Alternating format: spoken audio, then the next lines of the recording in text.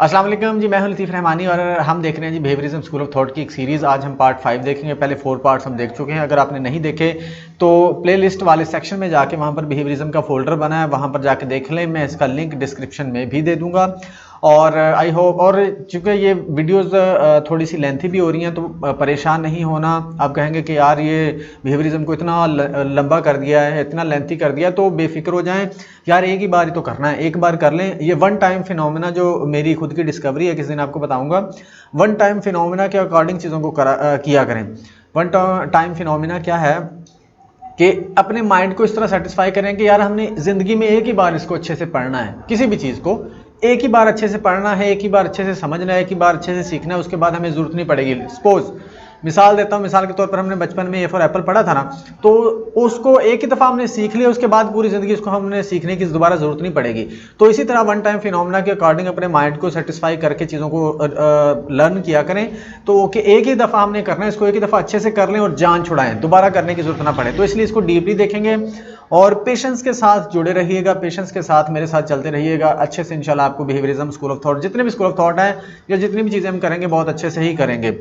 तो लेंथी हो जाएंगी, लेकिन यह है कि दोबारा इंशाल्लाह आपको करने की ज़रूरत नहीं पड़ेगी। इसके बावजूद अगर आपको कोई कन्फ्यूजन हो तो आप क्वेश्चन कर सकते हैं। मेरा राब्ता नंबर भी दिया गया है, किसी वीडियो में दिया गया होगा, मैं डिस्क्रिप्शन बॉक्स में भी दे दूंगा, आप डिस्कस कर सकते हैं व्हाट्सएप पे। ठीक है जी, और स्टार्ट करते हैं जी बिहेवियरिज्म का पार्ट 5। इसके अंदर एडवर्ड ली थॉर्नडाइक को आज हम देखेंगे डिटेल में। एडवर्ड ली थॉर्नडाइक को देखेंगे कि क्या क्या रोल प्ले किया इसकी, इन्होंने किस तरह से अपना कंट्रीब्यूशन दिया, इसका इन्फ्लुएंस क्या था, इसकी अकम्पलिशमेंट्स क्या थी। 2-3 पार्ट्स बनेंगे ये भी, तो इनको अच्छे से देख लेंगे हम। तो स्टार्ट करते हैं जी। Thorndike born in Williamsburg Manchester, ये इस तरह का अजीब सा नाम है, ये अमेरिका के अंदर है, वहाँ पर पैदा हुआ। He earned an MA at Harvard से इसने एमए किया 1897 के अंदर। ही इसके 2 ब्रदर थे, जिस एक का नाम लायन, एक का नाम एशले था। ये दोनों ही अहम जो स्कॉलर्स थे, इंपॉर्टेंट स्कॉलर्स थे। जो यंगर था ना, जिसका नाम लायन था, वो क्या था, वो specialising in the history of science and magic, वो साइंस और मैजिक की मतलब हिस्ट्री ऑफ साइंस और मैजिक में एक्सपर्ट था। While the older Ashley was an English professor and noted authority on Shakespeare, expert था शेक्सपियर को लेके। ठीक है, उसके बाद जी while at Harvard he was interested in how animals learn. उसने फिर जब हार्वर्ड में था तो उसको इंटरेस्ट पैदा हुआ कि एनिमल कैसे सीखते हैं। यहाँ से कहानी स्टार्ट होगी जी, बिहेवियरिज्म की तरफ जाएगी बात। इसने ये सीखा कि एनिमल्स कैसे सीखते हैं, जिसको एथोलॉजी का नाम दिया गया है, यानी कि एथोलॉजी सीखी उसने। And worked with William James, उसने विलियम जेम्स के साथ काम किया। ठीक है, याद रखिएगा, विलियम जेम्स के साथ काम किया। ये टांके से टांका इसी तरह भिड़ेगा, जुड़ेगा और कनेक्शन बनते चले जाएंगे। उसके बाद afterwards he became interested in the animal man to study of which then devoted his life. फिर वो उसका जो इंटरेस्ट डेवलप हुआ एनिमल यानी कि मैन, लोग, ह्यूमन कैसे सीखते हैं। बेसिकली ह्यूमन भी एनिमल ही होते हैं। ठीक है, तो इनको भी हम इसको सोशल एनिमल बोलते हैं, जो लोग इंसान होते हैं। ठीक है, फिर उसकी तरफ आ गया कि वो कैसे मतलब सीखते हैं, उनकी तरफ आ गया, लर्निंग की तरफ आ गया। फिर उसने सारी ज़िंदगी इसी की तरफ, इसी के साथ गुजारी। उसके बाद Edward's thesis is sometimes thought of as essential document of modern comparative psychology. जो इसका थीसिस था ना, वो कंपैरेटिव साइकोलॉजी में, मॉडर्न कंपैरेटिव साइकोलॉजी में बहुत इंपॉर्टेंट या बहुत अहमियत का हामिल है, बहुत अहम समझा जाता है उसको। कंपैरेटिव साइकोलॉजी क्या होती है ये भी देख लेते हैं। कंपैरेटिव साइकोलॉजी क्या होती है, refers to the scientific study of behaviour and mental processes of non human animals. ये एनिमल्स की बेसिकली बिहेवियर और मेंटल प्रोसेस की स्टडी होती है, एनिमल्स की, नॉन ह्यूमन की बात कर रहा हूँ। ठीक है जी, इसको कंपैरेटिव साइकोलॉजी एक अलग से फील्ड है। ठीक है, इसी से जो बिहेवियरिज्म स्टार्ट हुआ था, बेसिकली एनिमल्स की ही स्टडी पहले की गई थी, उन्हीं पर एक्सपेरिमेंट्स किए गए थे। उसके बाद लर्निंग के फिर असूल और कवानीन वज़ा किए गए और दिए गए। अच्छा जी, उसके बाद क्या था, अपॉन ग्रेजुएशन के बाद Thorndike return to his initial interest educational psychology. Graduation के बाद वो अपना जो इनिशियल उसका इंटरेस्ट था एजुकेशनल साइकोलॉजी की तरफ आ गया था, यानी कि उसने जानवरों पर भी देखा। उसके बाद फिर जानवरों पर उसने बहुत से स्टडीज़ की, बहुत सी चीज़ें उसने डेवलप की और उनको देखने के बाद फिर वो एजुकेशनल साइकोलॉजी की तरफ आ गया था। कंपैरेटिव साइकोलॉजी देख लिया। उसके बाद इन 1898 ही कम्प्लीटेड PhD। 1898 में उसने PhD कोलंबिया यूनिवर्सिटी से की थी। सुपरविजन थी उसकी जेम्स मैकीन कैटल की सुपरविजन में उसने PhD की। One of the founding fathers of psychometrics, जो कि साइकोमेट्रिक्स के फादर्स में से एक हैं। ठीक है जी। साइकोमेट्रिक्स के फायदे में से एक है जेम्स मैकीन कैटल, ये भी नोट कर लीजिए, पूछा जा सकता है आपसे। उसके बाद है जी साइकोमेट्रिक्स क्या होता है, बेसिकली ये जिसमें चीज़ों को मेजर किया जाता है, हमारी पर्सनैलिटी इंटेलिजेंस वगैरह को, तो ये साइकोमेट्रिक्स इन्होंने ही की थी। अच्छा जी, उसके बाद है जी in 1899 he became an instructor in psychology at Teachers College at Columbia University, वहाँ पर ये इंस्ट्रक्टर के तौर पर लगे। Where he remain for the rest of his career, फिर वो तमाम करियर वहाँ रहे। वहाँ पर उन्होंने क्या किया, स्टडिंग ह्यूमन लर्निंग को वहाँ पर देखा उसने, एजुकेशन पर काम किया और मेंटल टेस्टिंग पर काम किया है। ठीक है, ये तीन चीज़ों पर काम किया, ह्यूमन लर्निंग, एजुकेशन और मेंटल टेस्टिंग। इनकी एक थ्योरी ऑफ इंटेलिजेंस भी है, वो भी हम देखेंगे जब हम इंटेलिजेंस को पढ़ेंगे। फियर्सली एम्बिशियस एंड कम्पिटिटिव, वो बहुत एम्बिशियस और कम्पिटिटिव था, इसलिए क्या किया उसने, थोड़ा रोड टू हिज फियांसे, उसने अपने फियांसे को लिखा, I have decided to get to the top of psychology. उसने अपना एक गोल बनाया और उसने उसकी अपनी फियांसे को बताया कि मैं साइकोलॉजी के टॉप लोगों में शुमार होना चाहता हूँ अगले 5 साल में, अगले 5 सालों में मैं टॉप के लोगों में शुमार होऊंगा। उसने ये अपने फियांसे को लिखा और उसने बोला टीच 10 मोर, और 10 साल में पढ़ाऊंगा, एंड देन क्विट, और फिर उसके बाद मैं मतलब इससे अलहदा हो जाऊंगा, फिर मैं सुकून करूंगा। 5 साल में उसने गोल बना लिया कि मैं टॉप के लोगों में आऊँगा, उसके बाद 10 साल में पढ़ाऊँगा, उसके बाद मैं ख़त्म कर दूँगा। ठीक है, गोल बनाया था उसने। और फिर क्या हुआ जी, he branched out the educational psychology and mental testing, फिर एजुकेशनल साइकोलॉजी मेंटल टेस्टिंग में भी उसने काम किया। रोड सेवरल टेक्स्ट बुक्स, बहुत सी किताबें लिखी। And in 1910 founded the journal of educational psychology, educational psychology का जर्नल उसने फाउंड किया, बनाया, डेवलप किया, जिसको 1910 में उसने दिया था। He got to the top of the psychology heap in 1912 when he was elected president of the APA. 1912 में जब वो एपीए का प्रेसिडेंट सिलेक्ट हुआ तो उस वक्त वो टॉप के लोगों में शुमार होना शुरू हो गया था। जाहिर सी बात है, एपीए के प्रेसिडेंट किसी आम शख्स को तो बनाते नहीं है ना, तो फिर ये टॉप के लोगों में जैसे कि उसने अपना गोल बनाया था। आगे बढ़ते हैं जी। Royalties from his test and text books made him wealthy, उसने जो टेस्ट डेवलप किए थे, बुक्स लिखी थी, उसने उन्होंने इसको बहुत वेल्दी कर दिया। And by 1924 he boosted an income of nearly $70,000 per year, जो कि बहुत बड़ी अमाउंट थी उस वक़्त।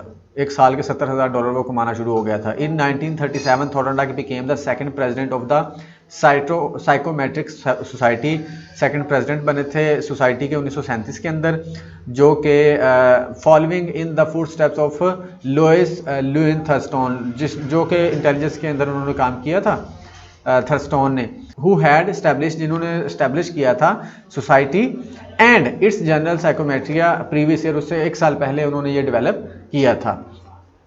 उसके बाद जी during the early stages of his career he purchase the wide tract of land on, उसने मतलब अर्ली जो उसके करियर के साल थे ना, उसने अपने आसपास एक ज़मीन खरीदी और लोगों को उसने मोटिवेट किया जो एक्सपर्ट थे, यानी कि जो उसकी फील्ड के थे, कि वो इसके आसपास आके सेटल हों और वहाँ पर रिसर्च करें, और इसने एक कॉलोनी इस तरह डेवलप कर ली थी। तो ये भी एक इंटरेस्टिंग चीज़ है। उसके बाद his interest in psychology was awakened, इसका इंटरेस्ट उस वक्त डेवलप हुआ जब उसने विलियम जेम्स की बुक पढ़ी the principles of psychology while an undergraduate, उस वक्त अंडर ग्रेजुएट था इस यूनिवर्सिटी में। ठीक है जी। उसके बाद Thorndike later studied under James, उसके बाद जेम्स के अंडर भी उसने काम किया लर्निंग पर। ठीक है, he had plan to conduct his research with children, वो बच्चों पर अपनी स्टडी कंडक्ट करना चाहता था, एज सब्जेक्ट्स के तौर पर उनको लेना चाहता था, लेकिन उस वक्त ये मना था, नहीं कर सकते थे, क्योंकि पहले भी उस यूनिवर्सिटी के अंदर एक स्कैंडल हुआ था जिसके अंदर ये इल्ज़ाम लगे थे कि एक एंथ्रोपोलॉजिस्ट ने ना बच्चों के कपड़े उतारे हैं उसकी बॉडी की पैमाइश करने के लिए। उसके बाद when Thorndike learned that could not study children he chose chicks to instead, जब ये स्कैंडल उन्होंने बना था तो उन्होंने फिर रिस्ट्रिक्ट कर दिया था कि आप बच्चों को नहीं ले सकते, यानी कि ह्यूमन को नहीं ले सकते। तो फिर इसने क्या किया, चिक्स पर काम किया, चिक्स को लिया इसने, चूज़ों को लिया। He may have been inspired by the lectures given by Morgan describing his research with chicks, वो इंस्पायर हुआ था मॉर्गन से, जिसने अपनी रिसर्च की थी चिक्स के साथ। मैंने ऊपर वाली वीडियोस में भी जिक्र किया था, उसका एक पार्ट में है मॉर्गन का ना जिक्र।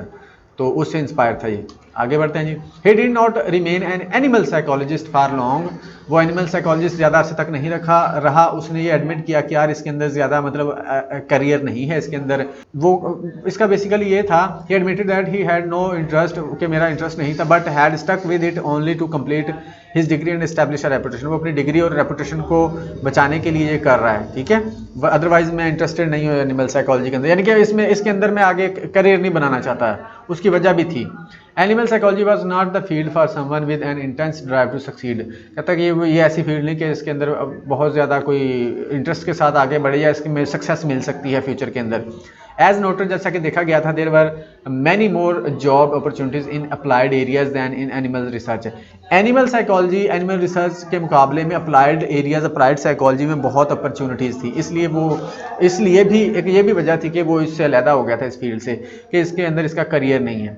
अच्छा, उसके बाद क्या हुआ? Thorndike's 50 years at Columbia are among the most productive ever recorded in the history of psychology. उसके जो 50 साल थे ना कोलंबिया यूनिवर्सिटी में, वो मोस्ट प्रोडक्टिव ईयर्स थे, बहुत ही प्रोडक्टिव साल थे इसके कोलंबिया यूनिवर्सिटी में इन the history of psychology. Psychology की हिस्ट्री में है ये बात कर रहा, उसकी अपनी नहीं, यानी कि इतने प्रोडक्टिव साल थे ये साइकोलॉजी के लिए। हिज बिब्लियोग्राफी लिस्ट 507 आइटम्स, उसकी जो चीज़ें थी जो इसने लिखी थी, किताबें हो गए, पेपर हो गए, रिसर्चेज हो गए, वो 507 आइटम्स पर मुश्तमिल थी। वो कंसिस्ट कर रही थी 507 यानी कि 507 आइटम्स थी उसकी बिब्लियोग्राफी के अंदर, जिसमें किताबें, टेस्ट आ गए, उसके बाद पेपर आ गए, रिसर्चेज आ गई। ऑल्दो ही रिटायर्ड इन 1939, अगरचे वो 1939 में रिटायर हो गया था, लेकिन उसके बाद भी वो 10 साल तक काम करता रहा। उसके बाद फिर देखते हैं जी, ये थोड़ा सा लेंथी हो रहा है तो बेफिक्र हो जाएं, इसको अच्छे से समझ लें, आपको पता चल जाएगा बेसिकली बिहेवियरिज्म और इसकी थॉर्नडाइक की हिस्ट्री क्या है। आपको चीज़ें समझना आसान हो जाएंगी, आगे जाके चीज़ें बनाना आसान हो जाएंगी। तो इसलिए परेशान नहीं होना, बस जुड़े रहना है और चैनल को सब्सक्राइब भी कर देना याद से, लाइक और कमेंट भी करना है। उसके बाद जी, Thorndike improvised mazes by stacking books on end trained his chicks. इसने फिर मेज़ बनाई थी, यानी कि जिसको हम वो पजल कहते हैं, बुक्स को यूज़ करते हुए उसके अंदर इसने अपने चूज़ों को दौड़ाया था और सिखाया था, उस पर रिसर्च की थी। The story is told that Thorndike had difficulty finding a place to house his chicks. फिर इसमें ये भी है कि पता चलता है कि इसको जगह नहीं मिल रही थी कि अपने चूज़ों को जो उसके पास थे रिसर्च के लिए, एक्सपेरिमेंट्स के लिए, वो कहाँ रखे, ठीक है। हिज लैंड लेडी, जहाँ पर वो रहता था रेंट पे, refuse to allow him to keep the birds in his bedroom. उसने उसको मना कर दिया था कि आप नहीं रख सकते। So he asked William James for advice. फिर उसने विलियम जेम्स, चूँकि उसके अंडर काम कर रहा था, अब यहाँ से चीज़ें और आगे वाज़ेह होंगी कि पहले इसने विलियम जेम्स के अंडर काम किया, उसके बाद फिर ये जेम्स मैकीन कैटल के अंडर चला गया पीएचडी करने के लिए। उसकी वजह क्या थी अभी पता चलेगी आपको, ठीक है। उसने फिर विलियम जेम्स से पूछा, विलियम जेम्स भी लेबॉर्ट्री के अंदर इसको जगह ना दे सका, ठीक है जी, और द यूनिवर्सिटी म्यूजियम, ना ही यूनिवर्सिटी के म्यूजियम में इसको जगह दे सका। So he took Thorndike and chicks into the basement of his home. फिर वो अपने इन दोनों को उसने बोला, इसको थॉर्नडाइक को बोला कि वो आ जाए मेरे घर के बेसमेंट में रह ले, ठीक है। फिर उसको बेसमेंट में जगह मिली थी। फिर क्या हुआ? Thorndike did not complete his education at Harvard. अपनी हार्वर्ड में वो कंप्लीट नहीं कर सका, क्यों?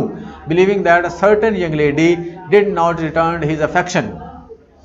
यहाँ पर गड़बड़ है जी, यहाँ पर फिर उसको एक यंग लेडी ने लिफ्ट नहीं कराई या उसको धोखा दे दिया, उस वजह से वो वहाँ से फिर शिफ्ट होना चाहा उसने। फिर उसने क्या किया? ही अप्लाइड टू, अब ये पता नहीं, इसकी कंप्लीट स्टोरी नहीं मुझे पता, लेकिन मुझे यही लगता है कि वहाँ पर इसका जो था ना, वो प्यार जो है ना वो नाकाम हो गया, इस वजह से वो डिसहार्ट होकर वहाँ से निकल पड़ा, यानी कि अपनी शायद यादों से जान छुड़ाने के लिए निकल पड़ा होगा। तो फिर क्या किया इसने? He applied to James McKeen Cattell at Columbia University in order to get away from the Boston area. फिर वो उसने James McKeen cattle Colombia university में अप्लाई किया इस जगह से दूर जाने के लिए। कहाँ पे चला गया? जेम्स मैकीन कैटल के अंडर चला गया। ये भी एक इंटरेस्टिंग चीज़ आपको पता होनी चाहिए, विलियम जेम्स के पास से वो छोड़ के क्यों गया था, ठीक है। आगे बढ़ते हैं जी, ये लास्ट स्लाइड है, आई होप कि आपको परेशानी नहीं होगी। When Cattle offered him a fellowship, फिर उसने उसको फेलोशिप जब कैटल ने ऑफर की कि आप मेरे साथ मिलके काम करो, थॉर्नडाइक went to न्यूयॉर्क चला गया, taking with him his 2 best train chicks. अपने जो जिसको उसने बहुत ही अच्छे से ट्रेन किया था 2 चिक्स ले गया साथ।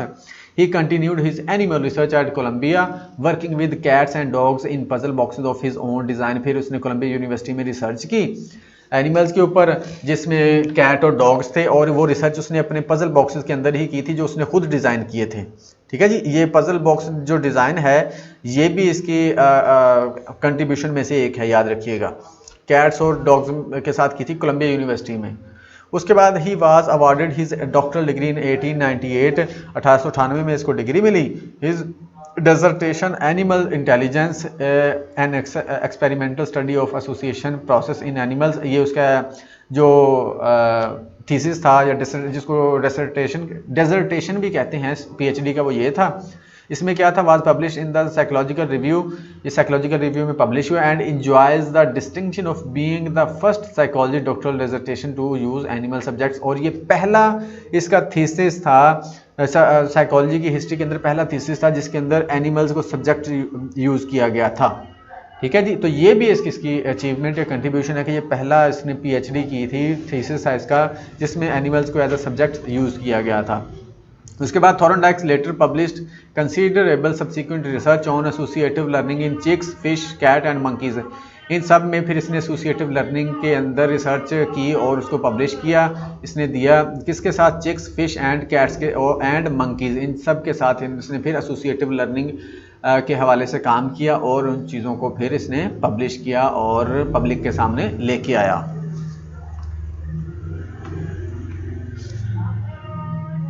तो ये है हमारे पास जी एडवर्ड ली थॉर्नडाइक। इसको हम जल्दी जल्दी से रिवाइज़ कर लेते हैं ताकि आपके जहन में चीज़ें बैठ जाएं। सबसे पहले क्या जी, ये कहाँ पैदा हुए, इसके दो भाई थे, एक हिस्ट्री ऑफ साइंस और मैजिक में एक्सपर्ट था, दूसरा शेक्सपियर में एक्सपर्ट था।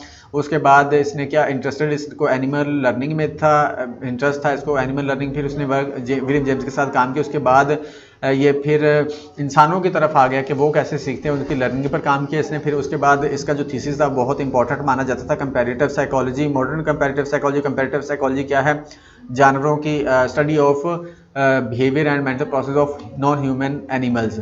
उसके बाद ग्रेजुएशन के बाद फिर वो एजुकेशनल साइकोलॉजी, जो उसका पहला इंटरेस्ट था, इनिशियल इंटरेस्ट था या उसका ओरिजिनल इंटरेस्ट था। और ये याद रखिएगा जो ये फादर भी हैं एजुकेशनल साइकोलॉजी के, ठीक है, जो आगे जाके हम पढ़ेंगे।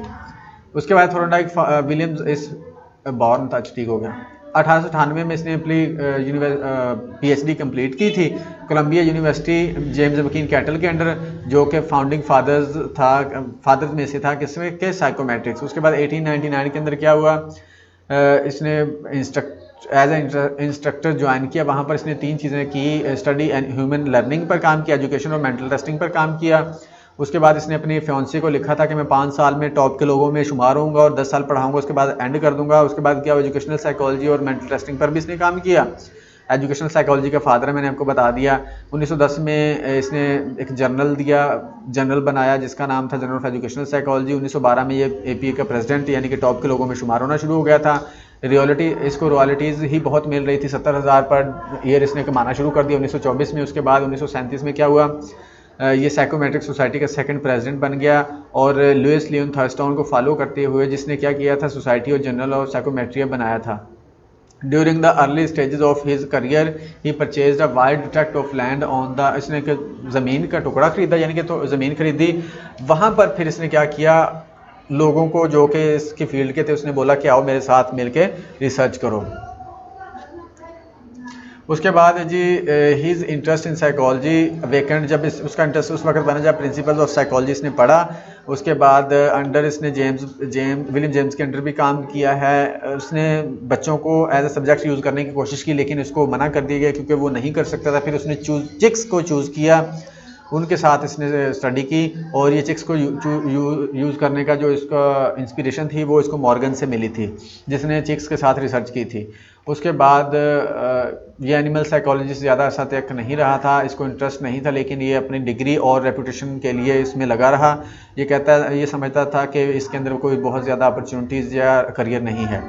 इसके जो 50 साल थे कोलंबिया यूनिवर्सिटी में बहुत ही प्रोडक्टिव थे for the history of psychology के लिए बहुत ही प्रोडक्टिव थे। इसकी जो टोटल चीज़ें थी, जो किताबें और टेस्ट और रिसर्चेज और पेपर्स वगैरह 507 आइटम्स थी, ठीक है। 1939 में ये रिटायर हो गया था लेकिन उसके 10 साल बाद तक ये काम करता रहा।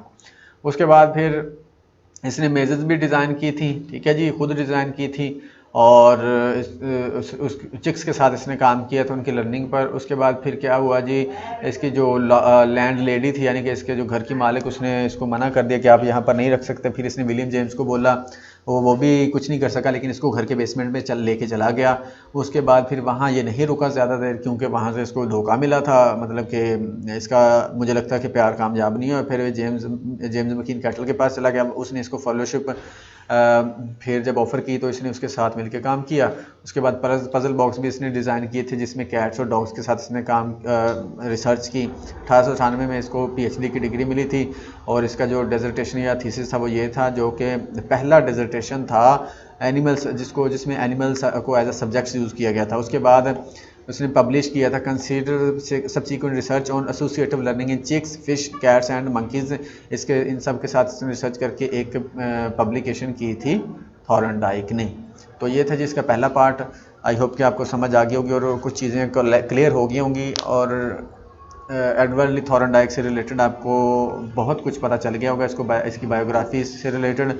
तो अगर वीडियो अच्छी लगी है तो चैनल को ज़रूर सब्सक्राइब कीजिएगा। अगर बोर लगी हो तो परेशान नहीं होना, इसको एक ही बार कीजिए, वन टाइम फिनोमेना को फॉलो कीजिए और चीज़ों को सीखिए एक ही बार, ताकि दोबारा कभी सीखने का मौका ना मिले। तो वीडियो अच्छी लगी है तो चैनल को ज़रूर सब्सक्राइब कीजिएगा। Thank you so much.